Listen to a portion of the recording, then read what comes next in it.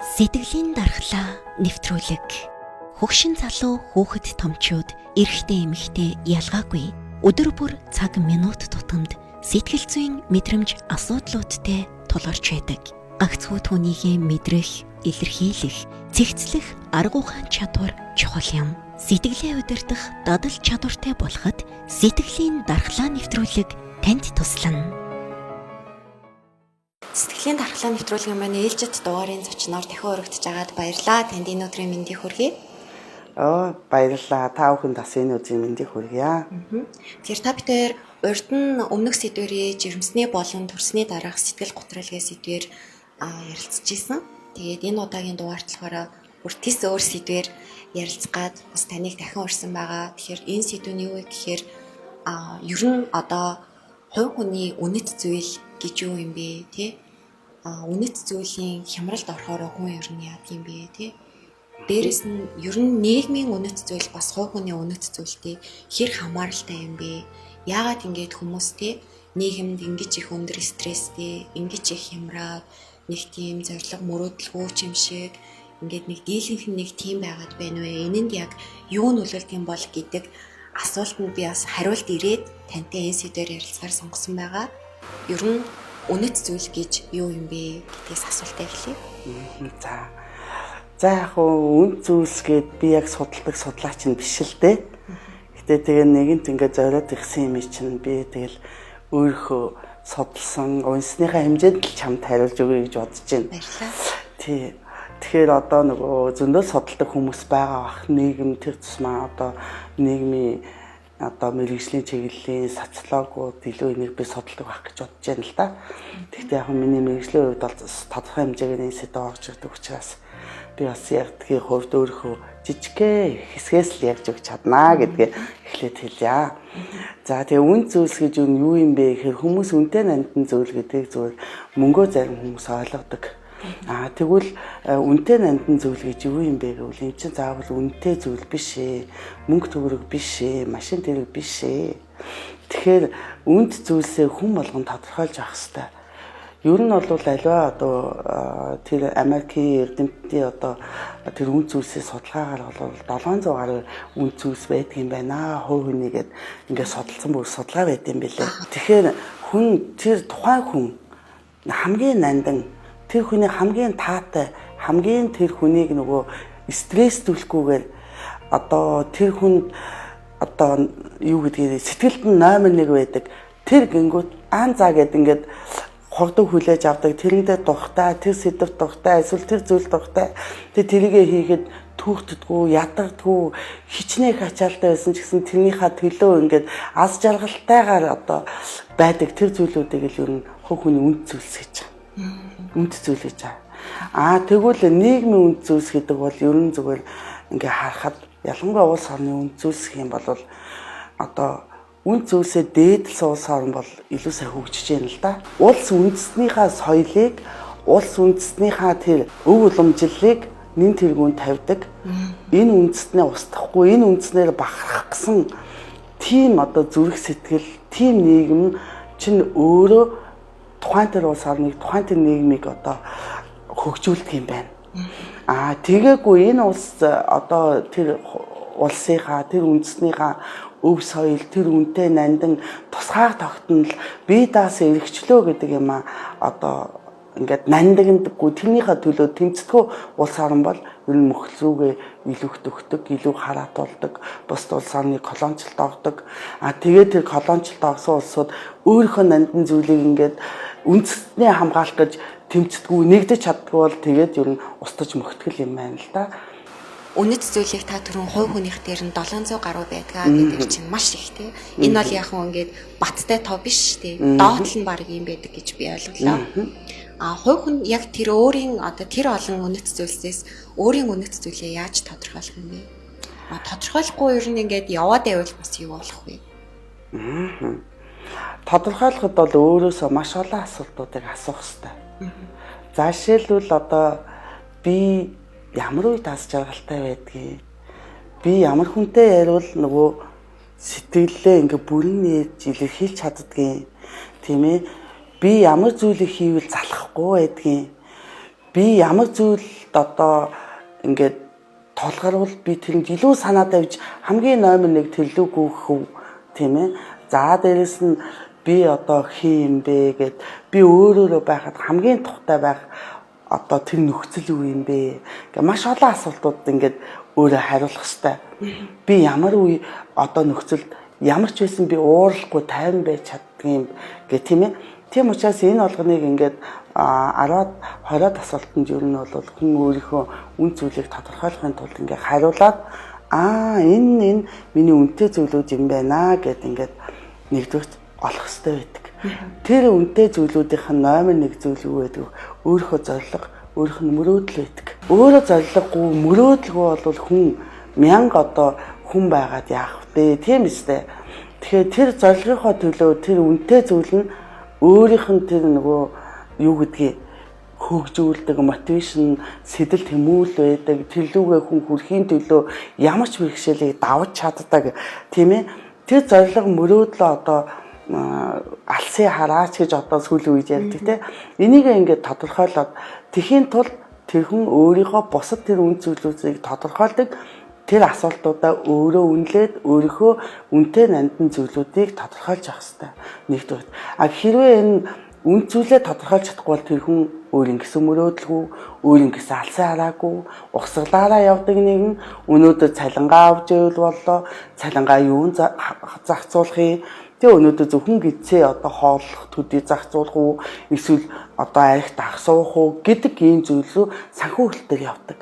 Гэтэл бид нар одоо номер 1 би эрүүл мэнд, эрүүл байх ёстой, би хүүхдүүдэд эрүүл өсгөх ёстой гэвэл одоо тэр зорилгынхоо төлөө өвдвөл би асуудалгүй мөнгөтэй байхын тулд эрүүл мэндэд зориулсан нөгөө хадгаламжуудыг бий болгоно, нөгөө хоригдлыг бий болгож ингэж явдаг. Эцэг эхэд чинь номер 1 нандан бол би эцэг эхийнхаа төлөө, хадам эцэг эхүүдийнхаа төлөө санаа тавьдаг, уцаар ярьдаг, ээжээ сайн байна уу, та сайхан амар уу гэд ингээд эн чин заавал үнэтэй зүйл гэдэг чинь мөнгө бариа гүйх биш, үнэтэй зүйл бэлэг аваа гүйх биш байхгүй юу? Уцаар ярьдаг, тэр хүмүүсийн та санаа тавьдаг тий. Энэ зүйлүүдийг бол нандан үнэтэй зүйл гэж хэлдэг. Тэгэхээр тэр үнэтэй өөрт нь тэр хувь хүн болгонд өөр байдаг л да. Зарим хүмүүст карьер байдаг, зарим хүмүүс ажил нь байдаг, зарим хүмүүст мэргэжил нь байдаг тий. Тэгэхээр 7 хоног 70 100 цагийн ажил хийчихэд ядраагүй ямар ч бухимдалгүйгээр ажиллаа хийж байгаа хүн бол тэр ажил нь тэр хүний хувьд үнэтэй зүйл нь багхгүй юу. Гэтэл тийм хүнийг чи сэнтэг, чи амар одоо энийг хийлээгээ чамд ямар ашигтай юм, чи хэдэн төгрөгийн ашиггүй ээж ингэх ямар хэрэгтэй ингэж үнэтэй нандин зүйлүүн хүнлүү ингэж халдах нь эргээгээд нөгөө хүмүүсийн хоорондын зөрчилдөөн гэдэг чинь үүсдэг. Хүн хоорондын одоо харилцааны зөрчилдөө үүсдэг. Энэ чинь эргээгээд нөгөө стрессийн хүчин зүйл болдог. Стрессээ даван туулцдаггүй бол сэтгцийн асуудал арахыг ядаргаа, сэтгэл түгшил, сэтгэл готрол гэдэг нөгөө чи үтэйгэл төрөний юм дээр яригчээсээ энэ зүйлүүд рүү ордог. Эцсийн эцэст хэрвээ үнтэй нандин зүйлээ хамгаалж чадахгүй бол нандин зүйлийн хэн нэгэн бусд нь одоо үл хүнддэх юм бол чи дандаа ээж аав гэдэг, чи дандаа ээж рүүгээ ярина гэж байдаг гэл ингээл үнтэй нандин зүйлийг хөндөж буруу зүрөө хагцах нь эргээгээ тэр хүнийг бусдыгаа хүндлэхгүй болдог, нийгэмд итгэхгүй болдог, өөрийнхөө одоо зорилгоос мохоход хүрэгдэг ч гэдэм үү. Ийм сөрөг талуудтай. Тэгээд сэтгцийн эрүүл мэндийн асуудал үүснэ, тулгамцсан асуудлаа шийдэж чадахгүй бол яг сэтгцийн одоо түгээмэл зомтлон тохиолдох өвчнүүдээр өвдөн, эцэст нь хорвоогоос явхад хүртэл ингэж хүрэгдэг ийм аюултай зүйлтэй. Тийм болохоор хүмүүст ингээ хэлэхэд бусдынхаа нандин хэлэхэд чинь дургуутсалж байдаг те хамгаалдаг. Яагаад миний зөв гэж ингэж хамгаалж байгаа тэр их реакцлж байгаа зүйл бол тэр хүний нандин зүйл шүү, үнэтэй зүйл шүү. Тийм учраас бид эвтэй бай, нандин бай, хоорондоо эв найрамдалтай бай, ажлын бүтээмжтэй бай гэвэл ажлын байран дээр бусдынхаа үнэтэй зүйл рүү нандин зүйлүүд битгий одоо халдаж бай. Тэрийг нь хүндэлж бай. Тэгвэл бид бүгдээ хоорондоо эвтэй байх ийм их үндэс ах. Хүн болгоны үнэт зүйлийн хэмжээ өөр гэдгийг нийт түрүүнд ойлгох хэрэгтэй байна шүү дээ. Ойлгож хүндэтгэх. Та сая хэлсэн нөгөө зоригтой, мөрөөдөлтэй байх гэж тийм. Энэ зориг одоо зарим хүмүүс ингээд маш том зорилго тавиад тэр зорилготой хүрэх гэж одоо маш их цаг хугацаа, маш их энерги тий биеийн эрүүл мэндийг хүртэл золиослдог. Зарим хүмүүс нь болохоор ингээд за өнөөдөр л би аз жаргалтай байвал болоо гэдэг бас нэг зорилго байна тий. Зорилго ер нь ямар байх хэрэгтэй юм бэ? Энэнд нэг тийм одоо тий хэмжээ хязгаар байх хэрэгтэй юу? Ер нь бол бид нэг алсын хараагаа тодорхойлоо гэдэг одоо сүүлийн үед яриад байгаа шүү дээ. Алсын хараагаа тодорхойлоо гэдэг бол тэр бол урт хугацааны зорилго байхгүй юу? Алстаа би ирээдүйдээ тийм хүн болно гэд. Жишээлх юм бол одоо юу гэдгийг би одоо энэ мэрэгчлэрээ тий одоо энэ салбартаа топ төдөө хүний нэг болно гэж дөнгөж мэрэгчлээ сонгохдоо тэр хүн өөрийнхөө тэр мэрэгжил ирээдүйд алстаа би хэн болох вэ? 40-50 наснанд хүрэхээр би хэн болох вэ? Магадгүй тэр салбарынхаа гавьяат нь олно ч гэж тухайн хүн тодорхойлж болно шүү дээ. Би хүндтэй хүмүүсийн нэг болно, эсвэл салбараа тэргүүлдэг хүн болно ч гэдэг юм. Ийм алсын хараатай байхад нөгөө богино хугацааны зорилгууд тэрэнд хүрэхийн тулд би юу байх ёстой вэ? Ойрын 5 жил би юу хийх юм? Дунд хугацааны зорилго баггүй юу? Ойрын 5 жил. За сүүлийн 1-2 жил би юу хийх юм? 10 жил юу хийх? Тэгэхээр зорилго гэдэг чинь өөрөө алс. Урт хугацааны зорилго, дунд хугацааны зорилго. За дунд хугацааны зорилгоо биелүүлэхийн тулд би богино хугацааны зорилго. Энэ жил би юу хийх? Ирэх жилдээ би юу хийх ёстой гэдэг ийм зүйлүүд байгаа байхгүй юу? Тэгээ одоо чинийхаар бол би сэтгүүлч болёо гэж зорилго тавилаа. Тэгвэл би одоо эн чинь яг дунд хугацааны зорилго. 5 жилийн дараа би сэтгүүлч болно. 11 дугаар анги хөгт мөрөөж чинь тийм үү? За тэхийн тулд би ойрын зорилго юу юм? Тэгвэл би ээжтэй өгнө. Тэхийн тулд би нийгмээрээ сайн байх ёстой. Тим хичээлүүдээр би конкурс өгөөд би тэнцэх ёстой. Богино хугацааны зорилго чинь. Тэгэхээр тэр богино хугацааны зорилго ээшээ сайн өгөхийн тулд би ямар тэг сонгонд явах юм. Ямар нэмэлт цагуудаараа би өөрийгөө хөгжүүлэх ингээд нөгөө нэг юунууд явах. Богино хугацааны зорилго чи ингээ гараад ирдэг. Тэгэхээр зорилго бол өөрөө зорилгоудаа алсын урт хугацааны зорилгоо тавьчих юм бол богино хугацаа, ойрын хугацааны зорилгоо чинь ингээд биелүүлэх жижигүүдээ. За жишээлбэл одоо би богино хугацааны зорилгоо тавьсан. Тэгвэл өнөөдөр миний яг өнөөдрийн зорилго юу юм бэ? Өнөөдрийн зорилго. Тэгэхээр тэр зорилго чинь 7 хоногоор бүр ингээ өдрөөрөө хуваагдж орж ирж бид зорилгоо санаж явах нь эргээгээ дамжуулалтанд хүрэхийн үндэс болдог. Тэгээ өнөөдөр би яах юм? Тийм ээ. 7 хоногт би юу хийх юм? Гэт ингээд жижиглээ явдаг байхгүй юу? Үнэт зүйл өөрчлөгдөж болох уу? За ингээд би нэг үнэт зүйлээ тодорхойлчлаа тий өөрөөсөө асуугаа. За энэ л зүйлийг хийвэл би илүү аз жаргалтай болд юм байна. Гэтэл гинэт ингээд энэ юу юм биш байсан юм байна гэдэг утгагүй санагдах ч юм уу тий. Тийм одоо үе ирвэл яах вэ? Энэ үнэт зүйл өөрчлөгддөг үү? Биднэрт бол үнд зүйлс бол ганцхан байдгүй байхгүй юу? Чамд нандин гэж байгаа мөнгөөр хэмжигшгүй, цаг хугацаагаар хэмжгээгүй нандин гэж байгаа зүйлүүдээ чи ингээд жагсаа 20, 30, 40, 50. Ингээд жагсаачаад 8-1 дээр юу юм, 2 дээр юу юм, 3 дээр юу юм, 5 дээр юу юм, 10 дээр эхний 10-ны юу юм бэ гэдгээ тодорхойл. Тийм биз? Тэгээд тэр эхний 10-таа дахиад жагсааж агаад тэгэл эхнээс нь ингээд хүний амьдралын явцад дандаа солигдож идэг. Чи хань ижилтэй болоогүй, өрөө хөхтэй болоогүй байхад чиний ажил мэргэжилтэй мэргэжлийнхаа төлөө илүү шаргуу явах, эцгийнхаа төлөө анхаарал халамж тавих ч гэдэг юм уу те. Эсвэл зөвхөн өөрийнхөө төлөө би одоо энэ карьер төрөхийн тулд би ингэж хурдан сурах хэрэгтэй. Хань одоо найз залуу хойшлуулж ч гэдэг юм ингээ явчихдаг. Гэтэл хань ижилтэй боллоо, өрөө хөхтэй боллоо. Гэтэл чиний үнэтэй зүйл 8-1 дээр хэн байх вэ? Үр хөх чинь байх уу, эцэг чинь байх уу те? За тэгж нөгөө ажил чинь 8-1 дээр биш болж ирсэн шүү дээ. Би хүүхдээ ирүүл өсөхийн тулд би одоо бас хүүхдээ цаг гаргахын тулд гээд. Тэгэхээр тэр чиний эхний 10 жагсаалт байгаа. Тэр 10 хэдэн үнэтэй зүйл бол дотроо ингээл байран тухайн нөхцөл байдлаас нийгмийн, чиний ажлын, карьерийн те ингээд чиний хувийн амьдралд нөлөөлж байгаа тэр зүйл, нийгмээс ирж байгаа зүйл, ажлын байран дээрх одоо гарч байгаа өөрчлөлтүүдээс болоод ингээд солигдоод өөрчлөгдөөд хойно өмнөөрөө явж болно.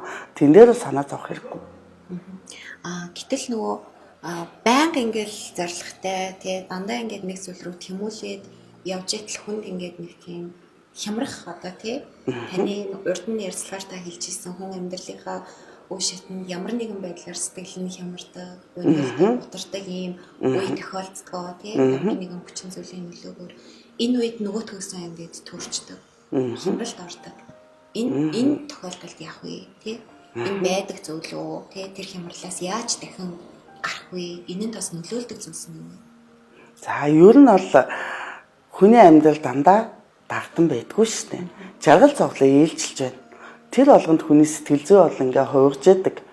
Тийм болохоор мэдээж одоо тухайн үеийн одоо нийгэм, гэр бүл, ажил тэр хувь хүнээсээ шалтгаалаад стрессүүдээ зөв даван туулж хэрвээ чадаагүй байвал сэтгэл зүйн хувьд тулгамцсан асуудалтай болж ирсэн бол гонхилсан, түгссэн ийм асуудалтай болвол ажилласаа залхах ч гэдэм үн цүсээсээ одоо ухахч болно.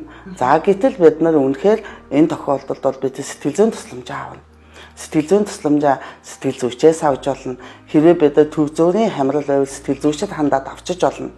Гэтэл бид нар нөгөө бүр одоо сэтгэл зүйчэд тусламж авахгүйгаа зарим тохиолдолд бид эмийн эмчилгээ шаардлагатай болж болно. Тэг чи ямар сэтгэл зүйн одоо таагүй үйл явдал тохиолдсон хайртай одоо эцэгхээ алдсан юм уу?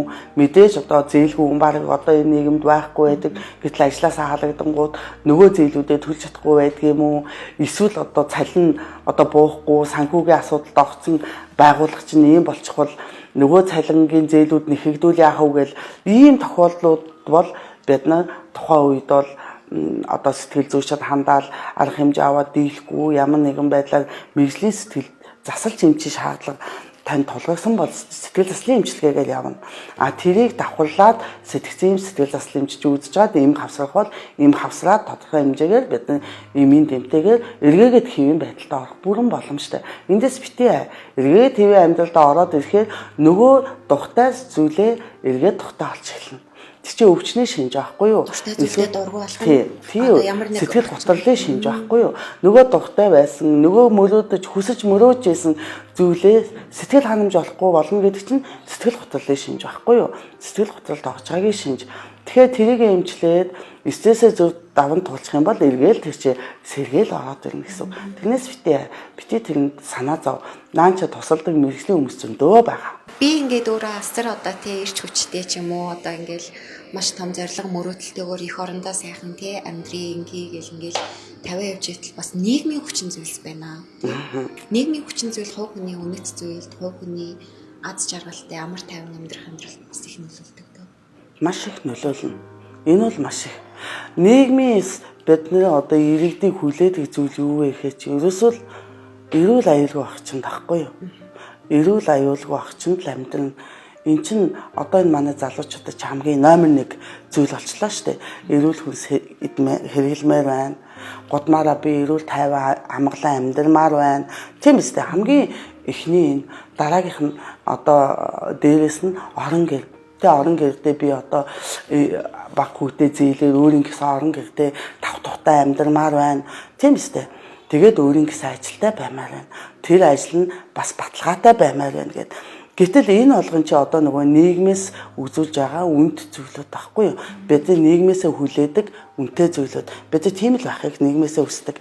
Гэтэл одоо хөгжиж байгаа улс хооронд бол тэгээ жаргалтай одоо Европын орнууд очихоор үнэхээр сайхан 50 амгалан алхаж болж байна гэж тэгдэг. Америкийн нэг бүсд нь бол 50 амгалан амьдрал бүр юу ч болоогүй юм шиг явж идэл одоо жишээлбэл одоо юу гэдгийг одоо баруун бүс нь баха нөгөө Сан Франциско эднэр гээл те тэр бүс чинь нийгэмд аюултай одоо хин нэг намайг буучгүй гэсэн эрсдэлтэй амьдарч шít айцтай амьдарч байна. Энд чинь өөрөө нийгмийн хувьд асуудалтай байхгүй юу?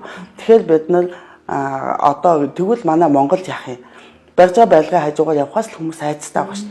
Юу дээрээс ирээд ингээд цохоо талч унгаад хин нэг амин насны миний эрүүл мэндээр нохрооч хол зам хөндлөн гарахад ямар согтууж олооч нэгээд намайг дайраад бэртээчих бол гэд.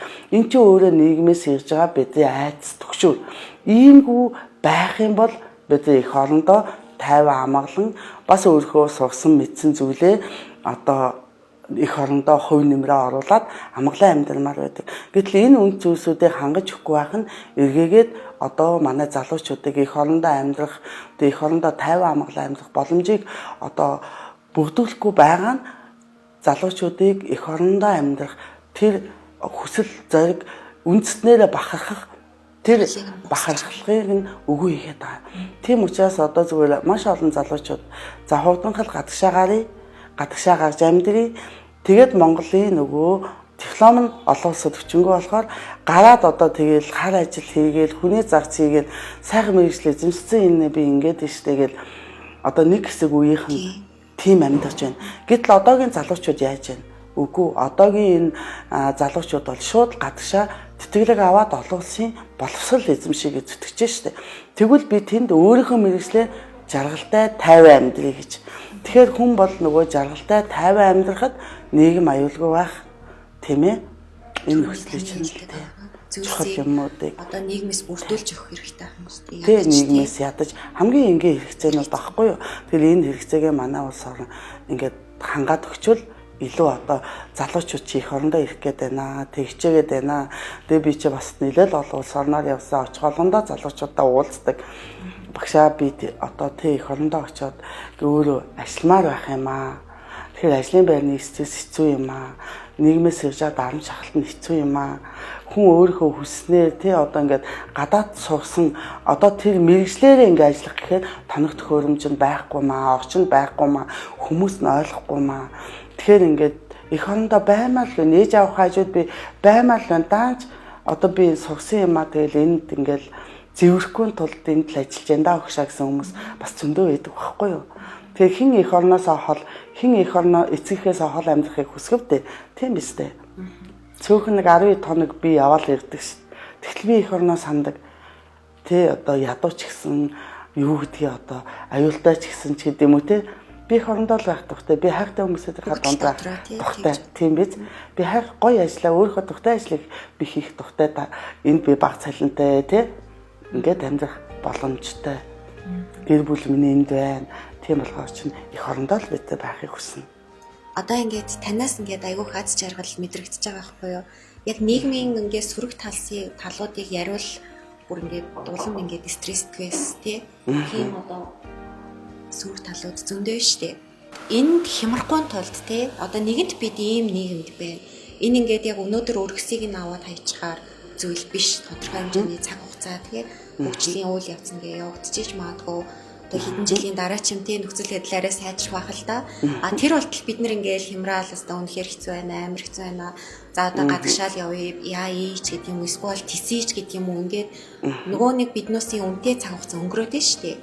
Тэгэхээр яаж одоо тий үнэт зүйлийг хамгаалж яаж ингэж нэг тийм бахархлаа алдахгүй тий нэг байж одоо амьдрах вэ энэ нийгэмд тасан цогцох гэж ярих уу эсвэл одоо сүрж амьдрах гэх үү. Энэ дээр та юу гэж зөвлөх вэ? Одоо бас таны хэлдгээр би ч гэсэн тий хаяа дийшээ тийшээ явчмааргүй байна. Эх орондоо бас ингээл өссөн мэрэгчлэрээ ажиллаад амьдрмаар байна тий. За ер нь бол хүмүүс бас би нэг биш удаа сонсч байгаа юм л да. Та ингээл стрессгүй эсвэл ингээд би ч гэсэн стресстэй штэ. А гэхдээ би өөрөөрөө л байх тухтай. Тэгээ хүн намайг юу гэж хичээлсэн ч хүн намайг муухай хэлсэн ч гэсэн би өөрөөрөө байх надад таалагддаг. Тийм учраас нэгдүгээр би хамгийн түрүүнд танад юу гэж хэлэх гэж байгаа юм гэхээр битээ бусдад таалагдах гэж амьдрал. Өөрийнхөө чи хүмүүс хүлээж авбал тэр. Хүлээж авахгүй бол заавал тэдэд хүлээн зөвшөөрөгдүүлэх гээд байх хэрэггүй. Өөрөөр ингээд хүснээ хийгээд тийм ээ өөрөөрөө нэгдүгээр бай. Хоёрдугаар өөртөө байгаа тийм ээ тэр жаахан гэж голоод байгаа цалиндаа тэр өөрийнхөө байгаа гэр орондоо тэр өөрийнхөө унж байгаа унаа машиндаа дандаа талархаж бай. Тэр чиний хэрэгцээ хангаж байгаа бол тийм ээ. Хангаж байгаа бол чи тэрийг заавал том бензин иддэг том машинаас солиол. Заавал одоо ингээл чиний тэр нэг авж байгаа цалин өнөөдөртөө ингээ хүрээ жаахан нэг 200 300 чи далд хийгээд өөрийнхөө тэ эрүүл аюулгүй тэр орчноо бүрдүүлэхийн тулд бас хүүхдийнхаа гэдэг юм уу өөрийнхөө тэ гинтийн ослоос гинт одоо эрсдлээс өөрийгөө тулгархад ингээд шууд гаргаж зарцуулах юм хоригдл үүсгээд амьдарч чадж байгаа бол та тэрэндээ сэтгэл хана. Бити олон юм шун гэж хэлнэ. Өнөөдөөс би амьд байгаа маргааш амьд байхыг би мэдэхгүй шүү дээ. Тийм л учраас өнөөдөр байгаа бүх зүйлдээ талархаад өнөөдөр байгаа зүйлдээ сэтгэл ханж амьдраа. Тэгэх юм бол бид нар тэр болгон стресстэй, бухимдаад, уурлаад, нийгэм рүү тохираад байх шаардлагагүй. Тэгэхээр одоо нийгмийг бид нар л өөрчлөн. Бид нар л өөрчлөн. нэг 76 гишүүн ч юм уу тэр одоо нэмэгдээ 100 хэдэн гишүүн ч юм уу тэр өөрчлөлт гэж байхгүй. Тэзийг өөрчлөхийн тулд бид л өөрчлөгдөн. Бусдыг өөрчлөх гэж битгий хичээ. Өөрөөсөө эхэл гэж би хэлдэг. Яагад гэвэл би өөрөө эх орноороо бахархаад эх орныхоо төлөө өөрөө энэ нөгөө мэрэгчлээ хайртай тэрнийхээ төлөө тэр салбарт өөрийнхөө чадах хувь нэмрийг оруулж байгаадаа л бахархаад суужээ. Өдрийг зүгээр ингээд нэг арга заасан, цалин авах гэсэн биш. Өөрийнхөө чадах хэмжээгээр өөрийнхөө салбарт, өөрийнхөө эх орныхоо төлөө, өөрийнхөө үр хүүхдэд тэ чадвал одоо хүүхдийнхээ ангид нь тийм ээ ийм туслаад хэмжээгээр хүргээд явах юм бол иргэн болгон ингээ хандаа сурчих юм бол одоо гадаа байгаа ингээл байшингийн одоо орон сууцны минь хажууд байгаа одоо энэ тагцсан мод руу машин шууд тавиад л тэр хугалж штэ. Тэгэхээр тэхгүй тэр модоо хайрлаад нэг ч гэсэн юм мод минь гоё байвал манай энэ хотгон ч гоё харагдаж шүү дээ гэдэл ингээ хүн болгон ингээд эх орноо өөрийнхөө бусдад чадах хэмжээгээр туслаад дэмнэж явах юм бол манай эх орон өөрчлөгднө бас тэр гоё хөгжилтэй орнууд ч амаг тайван болж чаднаа. Тэгэхгүй зөвхөн тэр төр өдөрж байгаа хүмүүс л ингээл гашраал уурлал авах юм бол хэн чадна. Тэгсэн нэ бид хогоо годмондоо хаяал жолоо байрал явж байхдаа дүрм зөрчөөл тийм үстэй улаан гэрлээ дайгс гараад тэгэл явган гарч байгаа хүндээ хүндцэлгүй хандаал ингээд л байх юм бол хүн болго хичээхгүй бол 1000 одоо цөөхөн гашраад ямар ч нэмэргүй.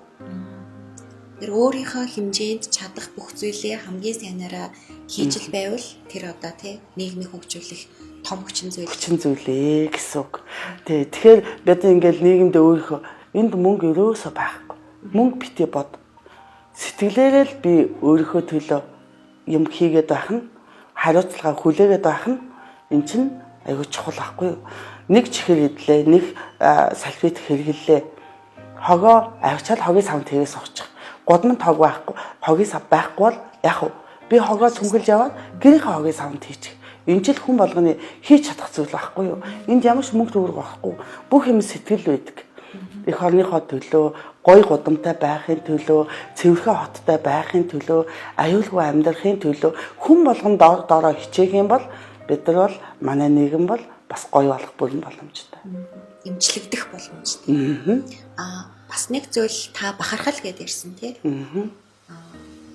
Надаар хин нэгэн бахархах ч юм уу би одоо ингээд бахархах зүйлтэй байна гэдэг бол өөрөө маш том ингээд ирч хүч тэр одоо хэцүү өдрүүдийг даван туулах энерги болдог шүү дээ тий. Бахархал гэд тэр энэ бахархалгүй болсон ч юм уу одоо ингээд гэр бүлдээ би маш чухал хүн байх гэдэг тий. Гэр бүлийн одоо уур амьсгалаас ер нь тэр хүний маш их зүйл шалтгаалдаг байх гэж боддог л доо. Тэгээд тэр бахархлыг нь одоо тий хамгаалж тэр бахархлыг нь одоо ингэж үргэлж сануулж байх гэр бүлийн тухай та хэлж өгөөч. Гэр бүл ер нь тий тэр хүний үнэт зүйл, тэр хүний одоо тий өсөн дэвжих хөгжих хэр их нөлөөлдөг зүйл юм бэ? Бахархал гэдэг чинь ерөнхийдөө юу юм л да хүн байна гэдэг өөрийгөө амьд байна гэдэг мэдэрч амьдрахыг л хамгийн ихний алхам юм. Тэгэхээр гэр бүлдээ номер 1 байх гэж битгий хичээ гэж би хэлнэ хүмүүст. Яагаад гэвэл тэр чинь өөрөө стресс ахгүй юу? Бүх юм ингээл чиний оролцоотой чи ингээл байхгүй намайг хинч дуудахгүйгээр энэ хийгч тэгж гээд ингээд байх юм бол эн чинь чамаас шалтгаалж байгаа. Чи өөрийгөө одоо ингээд зориудаар стресст оруулж байгаа гэж зүйл ахгүй юу? Чамгуугаар тэр хүмүүс чадсан байвал тэргээр нь бахарах.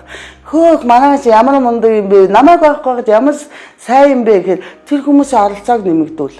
Тэр хүмүүсийг өөрөөр нь амьдрах тий боломжийг нэмэгдүүл гэдэг чинь тэр чинь өөрөө бахархал байхгүй юу? Тэгэхээр бахархал гэдэг чинь өөрөө бусдын анхаарлын төвд байхыг хэлдэггүй юм аа тий. Тийм учраас бахархал гэдэг бол одоо гэр бүлийнхнаа нэг ингээд чадсан зүйлийг бид нар чи энийг чадлаа гэд үннээр үйлдэлийг нь одоо урамшуулж өгөх нь тэр хүнд өөрөө бахархах боломжийг бий болгодог. Тийм учраас бид нар өөрөөрөө бахархах, өөрөөрөө чадлаа гэж итгэлтэй амьдрахад нь бид нар бахархах тэр боломжийг нь бүгдүүлэхийн тулд бид нар тэр хүмүүсийн жижигхэн үйлдэл болгоныг бид нар урамшуулж бай гэж хэлэх гэж байгаа. Тэгхийн бол хүн болго өөртөө итгэлтэй, хүүхэд болго өөртөө итгэлтэй, өөрөөрөө бахархаж амьдарч чаднаа гэсэн үг. Тэгэхээр одоо манай эцэг эхчүүдийн нэг хамгийн хэцүү зүйл юу гэхээр хүүхдүүдээ ингэдэг. За би бүх юм чинь бэлдсэн. Номж авч гисэн, тэрэж авч гисэн. За чи юмч бол. Чи заавал юмч бол. Гэл чи онцгой гэл нөгөөх нь онцгоораа байдаг. Тэргээрээ бахархаад хамаатнууд хөөстэй аймаар танаа хөөстэй онцгойдаг тесттэй. Хинээч хэлүүлгүй хичээлийн хийлэгдэг гэл ингээд идэг байхгүй юу. Тэр хүүхд чи өөрөө эсэргээрээ би номер 1 байхгүй бол одоо би гэр бүлийнхаа нэр хүндийг унахчгүй гэсэн айцтай багаасаа ингээ өвчтөй болгож байгаа байхгүй сэтгэл зүйн хувьд. За тэгээ тэр хүүхд нь мэдээж ингээл гэр бүл нь насан туршаа хойно ажил дээр бол сөхрөн ун муудун аавна. Юу н манай ангаахад те дандаа 10 жилийн онц цогт хүүхдүүд авч ирдэг юм шүү дээ. Тэгэл бүгд муу авдаг, сөхөрдөг байхгүй юу? Муу аваас айдаг. Яана гэдэг. Энэ ч зүгээр амьдралд энэ тохиолдог зүйл. Тэгэхээр хүүхдэд алддаг, ондог гэдэг зүйлийг тэ бид хэлж сурах нь өөрөөрөө бахархах, өөрөөдөө итгэлтэй байхыг бий болгодог. Хөө миний хөө тэ хэдийгээр ингээд чи өнөөдөр муу авах нь байдаг зүйл. Хүн болгон муу авдаг. Гэхдээ миний хүү эндээ шүүмжлэлтэй хандж штэ. Дараад ээж би дахиж авахгүй би энийхээ төлөө тэмцэнэ гэдэг чинь миний хүү ухаантай байгаа гэж шинжгээл эн чи алдаагийн нэг хэллээ араас нь ингээд жижигхэн тэ урмын үг хайрлах нь эн чи тэр хүүхд өөрөө бахархах, өөрийнхөө алдааг ойлгох тэ хүн алдаж болд юм байна гэдэг ухаарахад дэм болдог. Өөртөө итгэлтэй байхад сургадаг. Алдаануудаа цэгнэж сурахад ингээд сургамж болдог юм чухал зүйл. Тэрнээсээ шалдаж болохгүй шилтгэн вэ гэдэг зүйл бол бүр эсэргээрээ сөрөг нөлөө үзүүлдэг. Өөрийгөө төгс төгөлдрийн өвчин гэж сэтгцэл хэлдэг. Ийм өвчтөй болгодог. Энэ хамгийн аюултай. Эргээгээд амьдралд гарсан жижигхэн юм дээр сөхөрөхөд маш өндөрөөс ундаг. Эргээд нөгөө сэтгэл готролоос гарч чадахгүй байхад хүрэгдэг юм аюултай зүйл. Тийм учраас бити хүүхдийг төгс төгөлдөр болох гэж хичээ. Бити бүхний дунд оролцож би номер 1 байх гэж бити хичээ. Харин эсэргээрээ бусдын хийсэн үйлдэл алдааг нь байсан ч гэсэн хэрвээ чи энийг алдааг байсан бол чинээс их алдаа гарах байсан. Энэ дээр миний ухаарад алдахгүй байх нь чин одоо тэ чин мундаг шүү миний хүү гэдэг ийм жижиг ийм бязь урмын үг бие биендээ хайл. За ярилцсны нэвтрүүлгийн хугацаанд бас тийм маш гоё үн цэнтэй мэдээлэл өгсөн танд баярлалаа. За бас баярлалаа. Хамтрагч